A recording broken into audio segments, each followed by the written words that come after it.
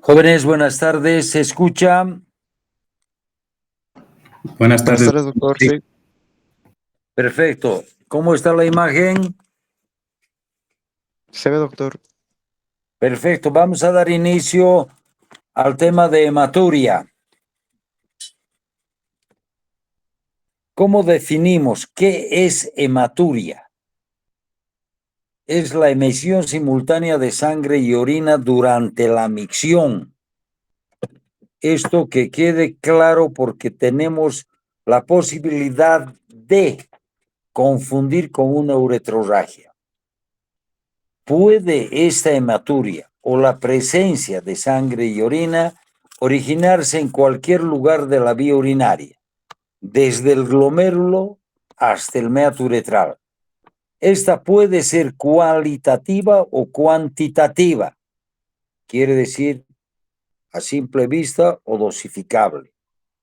Es una de las manifestaciones más frecuentes de enfermedad nefrourológica. En cambio, la uretrorragia, lo que decía anteriormente, es la emisión de sangre a través del meato uretral independiente de la micción. Una cosa es uretrorragia y otra muy diferente es hematuria. La siguiente. ¿Cómo va a confirmar uno que si es sangre verdadera o es simplemente una coloración intensa a través de la orina? Entonces la confirmación es laboratorial. Más de 3 eritrocitos por campo microscópico de alta resolución, hablamos de hematuria, o más de 5 eritrocitos por milímetro cúbico de orina fresca y centrifugada, confirma el diagnóstico de hematuria. ¿Qué epidemiología tiene esto? Afecta alrededor del 20% de la población adulta mundial. Hombres entre 25 y 60 años son los más afectados o los que más presentan esta patología.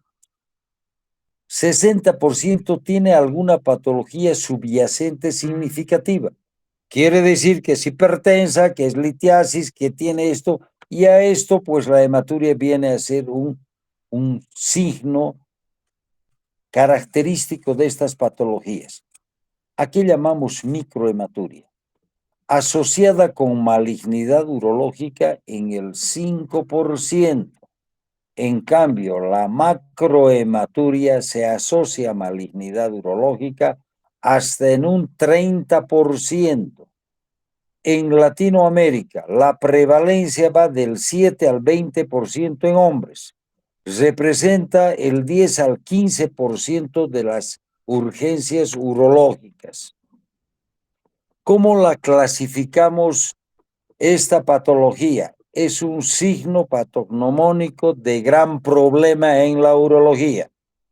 Por lo tanto, se debe clasificar según el momento de su aparición, aguda crónica, la cantidad de micro-macro, la duración, horas, meses, su origen. Aquí va el desafío para el urólogo. Tendrá que determinar que esto es glomerular, es renal, es de la vía excretora, en fin, y qué sintomatología adicional más pudiera eventualmente presentar. Según el momento de la aparición puede ser inicial, cuando es de origen uretral o prostático. Quiere decir que lo primero que sale por la uretra es sangre. O puede ser terminal, cuando se ha vaciado la vejiga y es dependiente del mismo o de la misma vejiga o del cuello vesical. O cuando es total, tiene un origen del riñón, del tracto urinario superior o en cambio de la vejiga. Anteriormente, más o menos como corolario, pueden enterarse que se hacía la prueba de los 3 vasos. Hoy en día, con el advenimiento definitivamente de la imagenología, esto ya no se utiliza porque resulta ser engorroso. La hematuria total, los 3 frascos, la hematuria terminal el último frasco y la inicial el primer frasco. Y uno la etiquetaba dependiendo de dónde procedía esta hematuria. Según la cantidad, se la clasifica en hematuria microscópica o microhematuria. Mediante las tiras reactivas que son positivas, detectan 5 a 10 eritrocitos por mililitro. Confirmado siempre por examen microscópico, donde van a encontrar más de 3 eritrocitos por campo o en cambio más de 5 eritrocitos por mililitro. Hematuria macroscópica o macrohematuria es cuando hay mayor de 1 mililitro de sangre por litro de orina.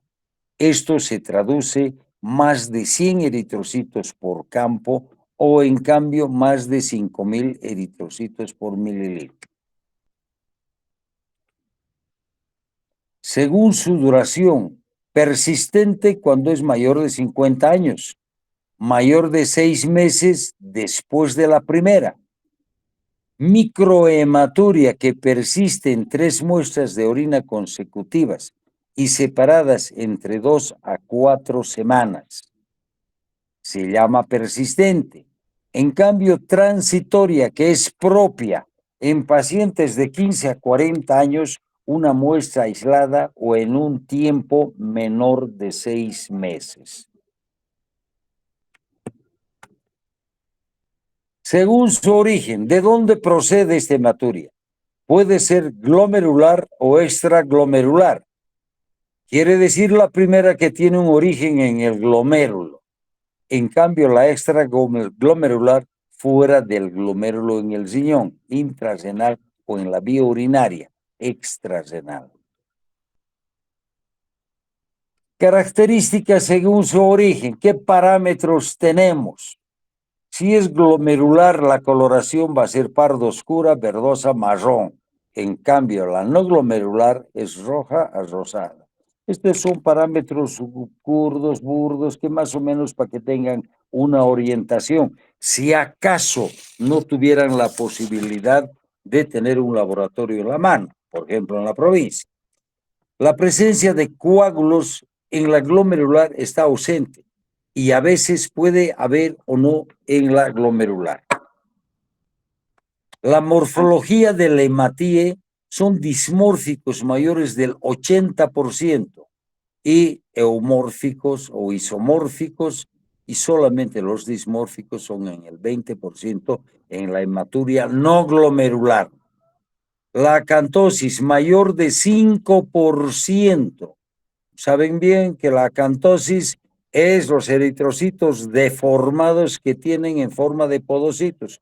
Quiere decir, el glóbulo rojo parecería que tiene espinos, que tiene... Y en el otro, en el no glomerular, lógicamente no tiene por qué haber ni deformarse, es menor del 5%. Índices ericiotráreos, proteinuria bastante frecuente en la glomerular, infrecuente en la glomerular. Datos clínicos es indolora en la glomerular y más o menos hay un síndrome irritativo miccional. En ocasiones no es uniforme. Seguimos, según su sintomatología. La hematuria sintomática es una hematuria más manifestaciones clínicas. Hay mayor cantidad de hematuria macroscópica, suele ser sintomática, por ejemplo, un cólico renal. La hematuria asintomática simplemente es la presencia de sangre en orina sin síntomas clínicos que lo puedan clasificar. Las falsas hematurias.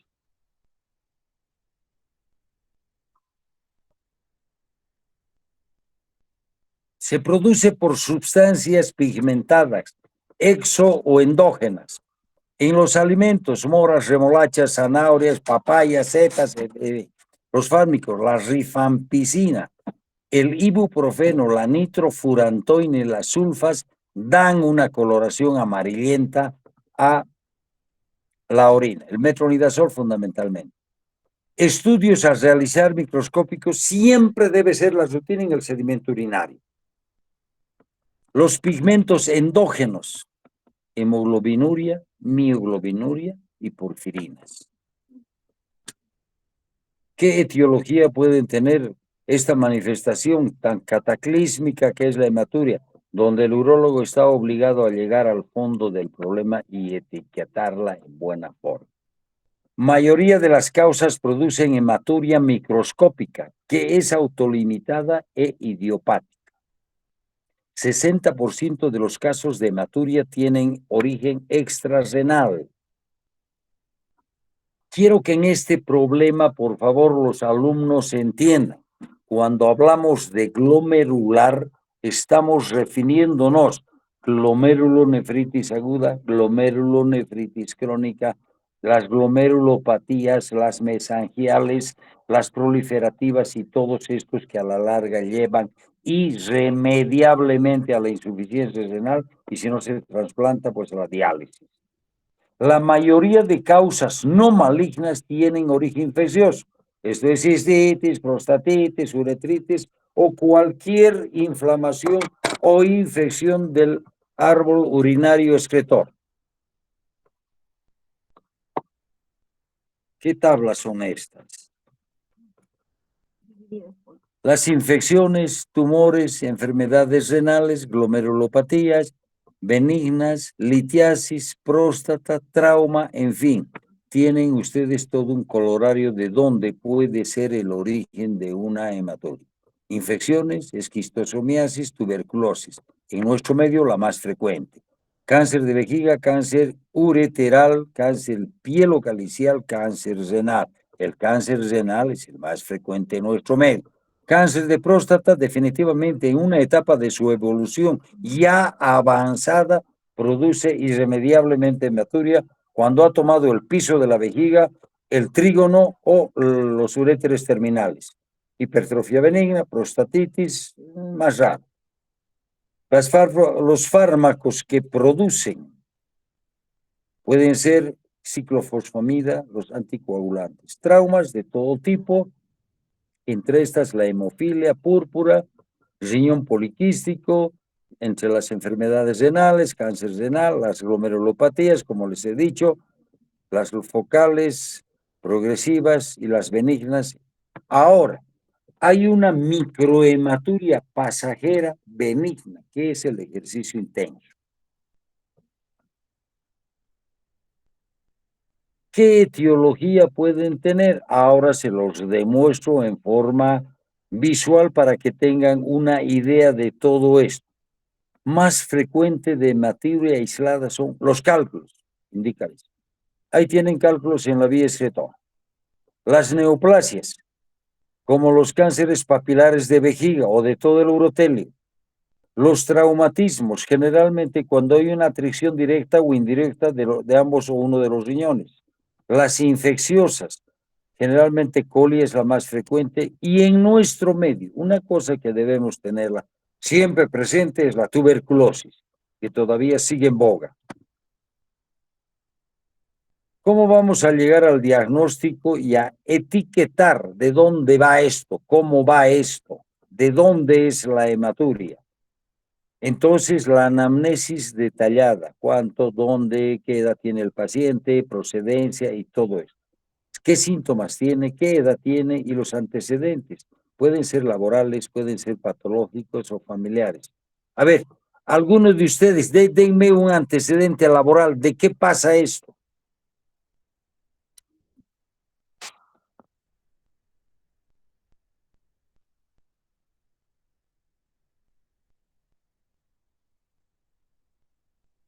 Hoy no lo van a quedar mal con el doctor Torrico. Les ha dado cáncer de vejiga. Si ese paciente es pintor, utiliza añelina, se pinta, o se tiñe el cabello, las pestañas, las cejas y todas esas cuestiones, tiene un alto índice de posibilidad de tener un carcinoma papilar.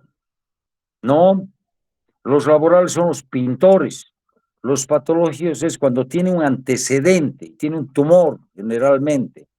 Y los familiares, lógicamente, si tu padre ha tenido cáncer de próstata, tiene una secuencia hereditaria enorme Por lo tanto, estos antecedentes le van a uno orientar en uno u otro lado para determinar la causa de la hematuria. ¿Qué sintomatología puede haber? Excitativos o obstructivos si es que el paciente es añoso. Patología prostática está siempre por delante. Si es mujer y joven, por supuesto, los miccionales excitativos, cistitis, cáncer vesical, el tabaquismo y todos estos pudieran eventualmente condicionar a una hematuria que nos lleva al diagnóstico. Dolor cólico, litiasis ureteral, tumor, coágulo, etc. El dolor cólico irradiado a pene más tenesmo es similar a litiasis vesical.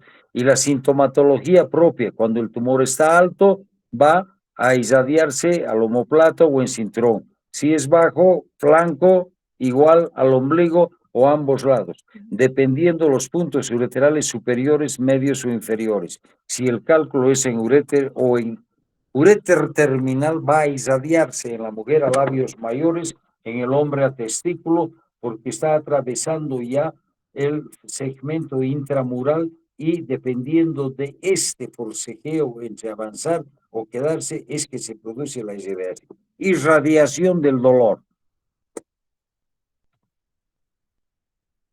La infección cutáneo-faringitis, ahí tienen una imagen casi clásica de lo que vemos a diario en época invernal, las famosas amigdalitis pultáceas, que infelizmente van a desencadenar en una glomerulonefritis aguda post-estreptocócica.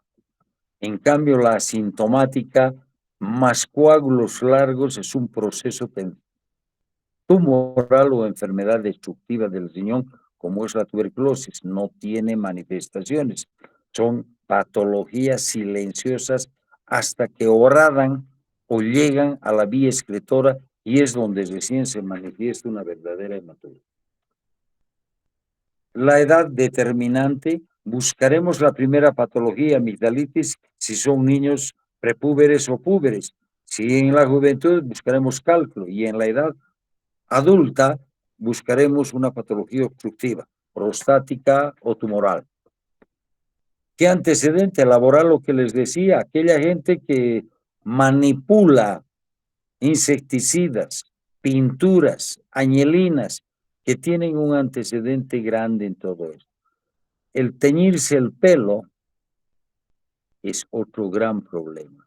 Aquellos que fumigan pantanos y todo eso, dependiendo del tipo de pesticidas o del grado de toxicidad que tienen estas sustancias, indudablemente están expuestas en una gran proporción a tener una hematuria y ser el inicio de una patología desagradable.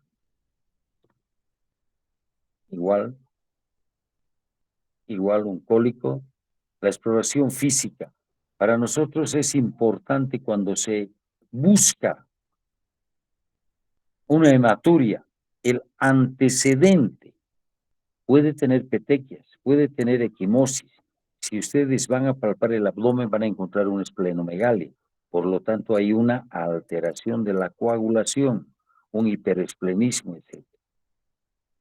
El dolor a la palpación suprapúbica puede denotar una excitación a nivel de la vejiga o de los genitales. La exploración física, la puño-percusión positiva, va a favor de infección, pielonefritis, litiasis, dependiendo del sexo, de la edad de los pacientes. Alteraciones en el tacto rectal, vamos a ver o un problema granulomatoso de próstata o un CA o en cambio un proceso infeccioso. Ahora, los estudios analíticos nos van a confirmar nuestra sospecha en la exploración y en la anamnesis. El citoquímico de orina da la morfología eritrocitaria. Tendrán que pedir un hemograma, unos factores de coagulación, una química sanguínea, un urocultivo para descartar infección y la citología urinaria, que todavía en nuestro medio lo hacemos con muy poca frecuencia y debería ser un arma verdaderamente contundente. Entonces, los estudios de imagen han de también confirmar. La radiografía te va a dar en evidencia la presencia de un cálculo en el lugar correspondiente al uréter, al riñón, a la vejiga. La ecografía va a determinarte la dilatación o no de cada unidad renal, y en la vejiga te va a determinar categóricamente una neoplasia papilar vegetante. Indícales.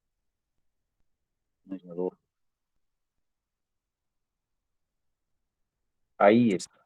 Y la resonancia magnética también, la misma imagen papilar en el piso de la vejiga. Esa. Perfecto, sigue. Ahora, la urografía intravenosa claramente te va a definir la amputación de los fornix, hemos visto, que son la estenosis infundibular propias de las tuberculosis, los uréteres arrosariados, la resonancia magnética te va a dar claramente sintetizar dos masas renales o la presencia de una piedra en pelvis renal. La angiografía que hoy en día está seleccionado a casos muy concretos va a darnos perfectamente qué arteria o qué arteriola está lesionada y sangra. Los procedimientos de observación, lógicamente,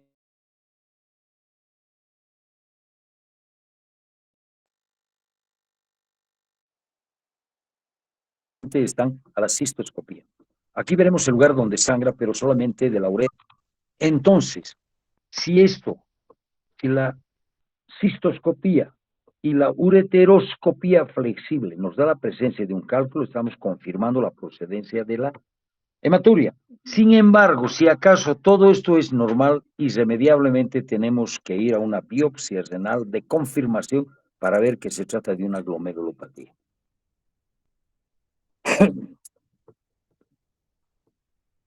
Yo creo que hasta aquí. No quiero ni tengo la intención en darles la vida. Pase el algoritmo para que lo tengan. Hematuria, cómo se estudia, si es positivo, si es negativo, hematuria confirmada, y de acuerdo va desglosándose. Igual esta situación, pero más o menos ténganlo y lo copian en a los que tengan interés, ¿no? La otra. Creo que es la última. Al tratamiento igual, suficiente. Ahora las preguntas.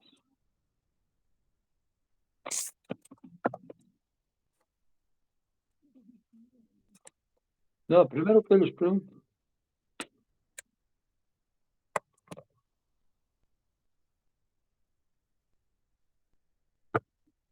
Dale, Wilde.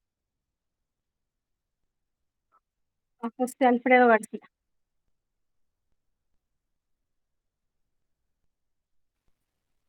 Buenas tardes, doctor. No, ninguna pregunta por ahora, doctor. Todo entendido. Perfecto. ¿Algún otro estudiante quisiera preguntar, aclarar, ampliar? Doctor, sería lo del ejercicio. ¿Cómo era el mecanismo el cual puede causar hematuria? No me quedó claro eso. Es el trauma competitivo. Si tú haces un ejercicio intenso, por ejemplo, en estos atletas que corren 100 metros y después tiran los brincos 6 metros, 5 metros y todo eso, fíjate la cinemática del trauma. Saltan y caen de talón en mayor o menor proporción. El esfuerzo más la caída te producen una microhematuria absolutamente transitoria. ¿Está claro? Sí, doctor, muchas gracias. Otra pregunta.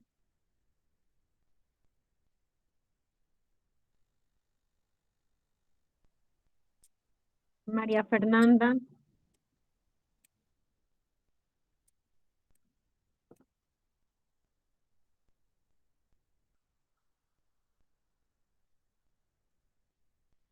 Micaela Hernández. Ya, señor.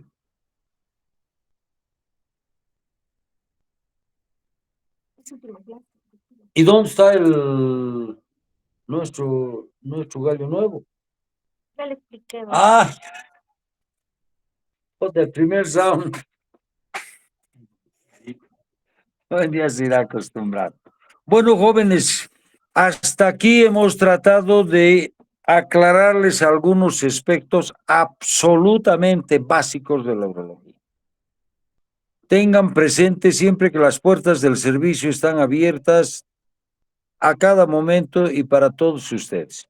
No tengan mínimamente la menor duda de que se les va a rechazar, ni mucho menos. Quienes quieran rotar y seguir ampliando sus conocimientos en esto, bienvenidos y estamos a disposición de ustedes.